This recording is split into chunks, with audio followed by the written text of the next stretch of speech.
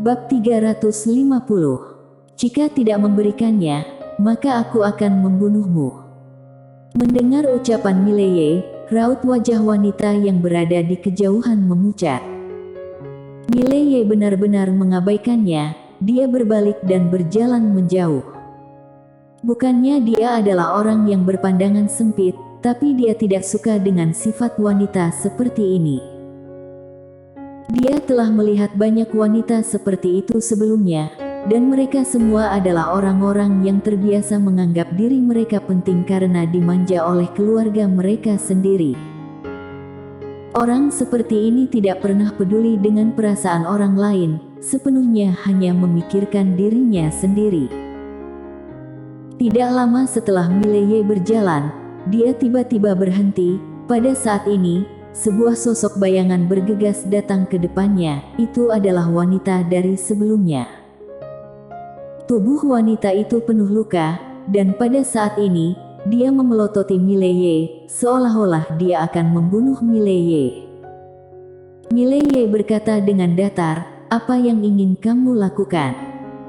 Wanita itu berkata dengan marah, "Kamu ingin melihatku mati?" Mileye sedikit tidak bisa berkata-kata. "Hei, kenapa aku harus menyelamatimu? Apakah kamu lupa bahwa kamu memukulku sebelumnya?" Wanita itu berkata dengan dingin, "Kamu adalah seorang pria, kenapa kamu begitu berpandangan sempit?"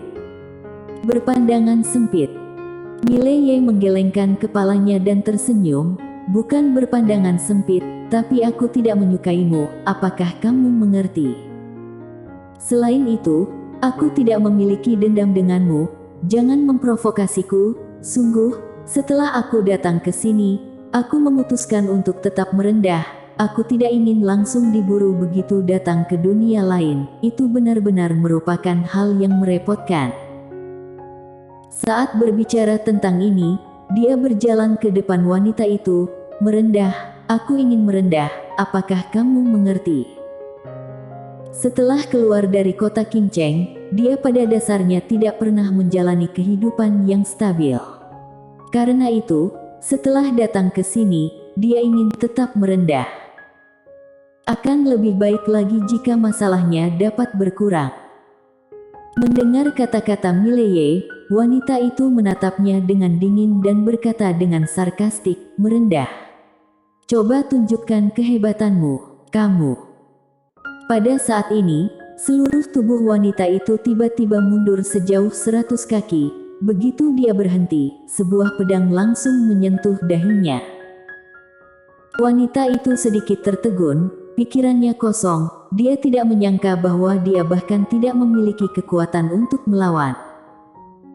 Mileye menyeringai, "Jika kamu memprovokasiku lagi, maka aku akan membunuhmu." Setelah berbicara, dia menyingkirkan pedangnya dan berjalan ke kejauhan. Di tempat, wanita itu tertegun untuk waktu yang lama sebelum dia bereaksi kembali. Setengah jam kemudian, Mileye melewati hutan lebat dan tiba di ngarai dengan pegunungan di kedua sisinya. Mileye berjalan sebentar, dan tiba-tiba, raut wajahnya berubah drastis. Dia mundur ke belakang, baru saja menghindar, sebuah batu besar tiba-tiba jatuh di posisi tempatnya berdiri sebelumnya. Seluruh bumi bergetar dengan hebat. Mileye menoleh untuk melihat, terdapat seekor monster di sisi kanan gunung. Monster itu seperti manusia, memiliki tangan dan kaki, tetapi kepalanya seperti kepala sapi, dan seluruh tubuhnya memiliki bulu yang panjang. Monster itu melirik Mileye. Saat berikutnya, dia melompat dan menyerang langsung ke arah Mileye. Kecepatannya sangat cepat, seperti sebuah bukit yang sedang menghampiri Mileye. Pada saat ini, sebuah kotak pedang hitam pekat muncul di belakang Mileye, dan saat berikutnya, sebuah pedang terbang tiba-tiba terbang keluar dari kotak pedang. Di tengah udara, seiringan dengan suara ledakan, monster itu mundur sejauh ratusan kaki. Begitu ia berhenti, tanah langsung runtuh. Dan di atas kepalanya, terdapat sebuah pedang. Monster Lordman itu melihat ke depan dadanya. Terdapat bekas pedang yang sangat panjang di dadanya, dan kulitnya telah terkoyak. Melihat adegan ini, ekspresi monster itu langsung berubah menjadi mengerikan. Saat berikutnya, ia menghentakkan kaki kanannya dan menerjang langsung ke Mileye di kejauhan. Kemanapun ia lewat, ruang hampa segera bergetar, yang terasa sangat menakutkan. Dan pada saat ini, Mileye menunjuk ke langit. Sebuah cahaya pedang tiba-tiba melesat keluar dari ujung jarinya. Di kejauhan, monster itu mengepalkan tangan kanannya dan menghempaskannya ke depan. Pukulan ini langsung menghancurkan cahaya pedang Mileye, tapi pada saat ini, sebuah pedang tiba-tiba menebas tinjunya. Monster itu mundur lagi dan lagi, ia mundur lebih dari puluhan kaki jauhnya, dan tepat saat berhenti, sebuah pedang lain menebas ke arah kepalanya. Pupil monster itu menyusut, kaki kanannya terbanting ke tanah, dan kedua lengannya terangkat ke atas. Tanah di bawah kaki monster itu hancur seketika, kemudian monster itu langsung tenggelam ke dalam tanah, tapi segera ia keluar lagi. Namun bukannya menyerang lagi, ia malah berpindah ke samping. Pada saat ini, terdapat ketakutan yang mendalam di dalam matanya.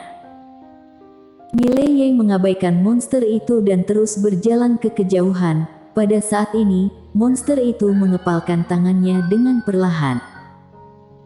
Mileye tiba-tiba berhenti dan menunjuk ke monster yang tidak jauh darinya dengan pedangnya. Jika kamu menyerang lagi, maka aku akan membunuhmu.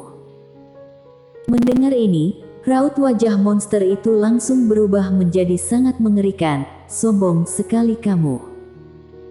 Setelah suara itu jatuh, kedua lengannya tiba-tiba terangkat, dan kekuatan yang kuat menyapu keluar dari tubuhnya. Pada saat ini, sebuah pedang tiba-tiba terbang keluar dari ruang hampa di depan monster. Pedang langit instan. Monster itu tidak menyangka pedang Mileye begitu sulit untuk ditebak, jadi dia tertangkap basah dan pedang ini langsung menancap di kepalanya. Monster itu mundur 10 langkah berturut-turut, dan menerima serangan Mileye.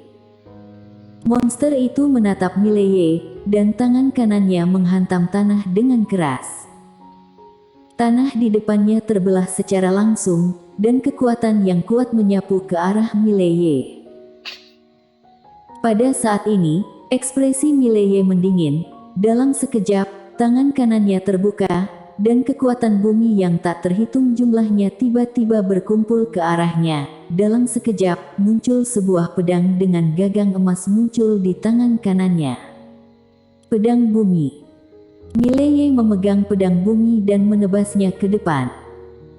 Kekuatan bumi yang tak terhitung jumlahnya keluar dari ujung pedangnya. Kekuatan pedang ini benar-benar mampu membelah langit.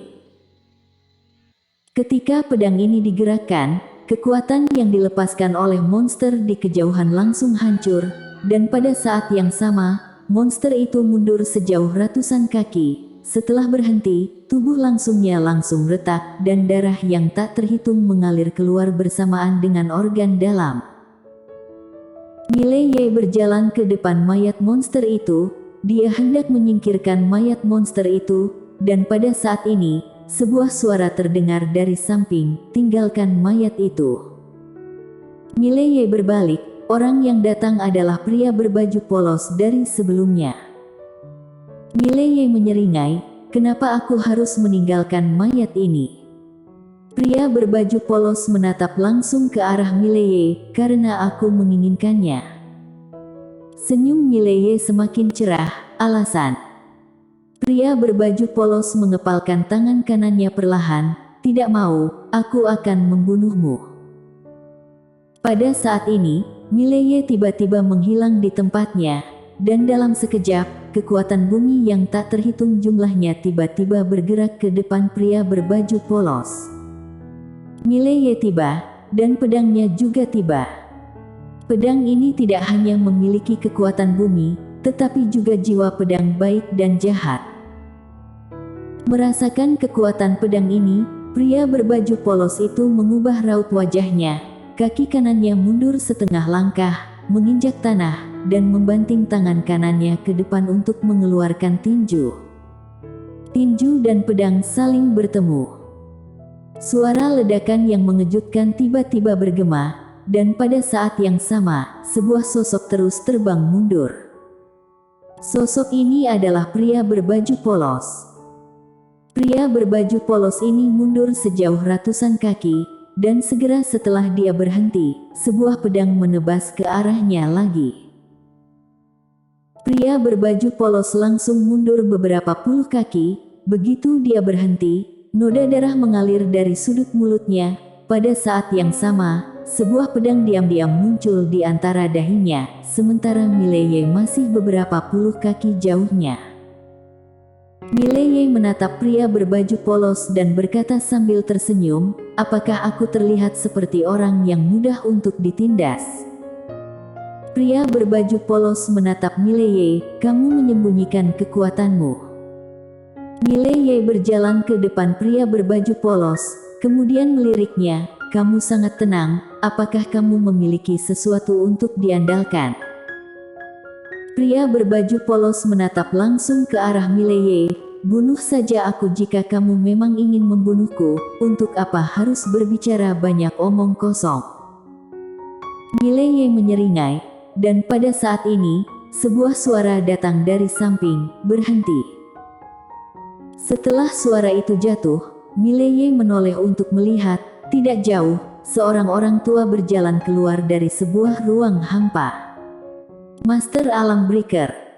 Orang tua itu menatap Mileye dengan dingin, "Lepaskan dia pergi." Mileye tersenyum dan berkata, "Jika aku langsung melepaskannya, bukankah aku akan terlihat sangat memalukan?" Mata orang tua itu sedikit menyipit, matanya berkedip-kedip dengan cahaya dingin. "Apakah kamu tahu dengan siapa kamu sedang berbicara sekarang?" Mileye tersenyum dan berkata, "Aku tidak tahu." Orang tua itu mengepalkan tangan kanannya perlahan, "Aku akan memberimu satu kesempatan terakhir, biarkan dia pergi. Jika tidak, kamu tidak akan pernah bisa memasuki Akademi Daoyi ini selama sisa hidupmu." Mileye sedikit mengangguk, "Aku mengerti. Kamu adalah orang dari Akademi Daoyi." Orang tua itu berkata dengan dingin, "Lepaskan dia." Mileye berpikir sebentar, lalu berkata, "Aku rasa, kita harus membicarakan hal ini dengan rasional, dialah." Pada saat ini, orang tua itu tiba-tiba berkata dengan marah, "Aku tidak ingin mendengarkan omong kosongmu, jadi cepat lepaskan dia pergi." Setelah suara itu jatuh, dia maju selangkah, dan paksaan yang kuat menyapu Mileye. Dan pada saat ini, Mileye menggerakkan pedangnya dengan tangan kanannya. Dahi pria berbaju polos itu langsung ditembus oleh pedang. Terdapat percikan darah di mana-mana. Melihat adegan ini, orang tua itu tercengang. Dan pria berbaju polos di depan Mileye juga membuka matanya lebar-lebar. Terdapat tatapan sulit dipercaya di matanya, tetapi segera berubah menjadi penyesalan. Dia tahu bahwa dia telah bertemu dengan karakter yang kejam. Alasan kenapa dia menyesalinya adalah karena dia tidak harus berkembang sampai titik ini. Tentu saja, dia tidak menyangka bahwa setelah orang tua itu muncul, Mileye masih berani membunuhnya. Ini benar-benar sangat tidak terduga baginya. Setelah pria berbaju polos dibunuh oleh Mileye, orang tua di sisi lain tercengang. Saat berikutnya, dia berlari ke depan pria berbaju polos dan melihat mayat pria berbaju polos di depannya. Orang tua itu menangis, "Kakek sudah pernah memberitahumu bahwa kamu bisa langsung masuk ke dalam Akademi Daoyi, dan tidak perlu mengikuti ujian sama sekali, tapi kamu malah tidak mendengarkan ucapanku."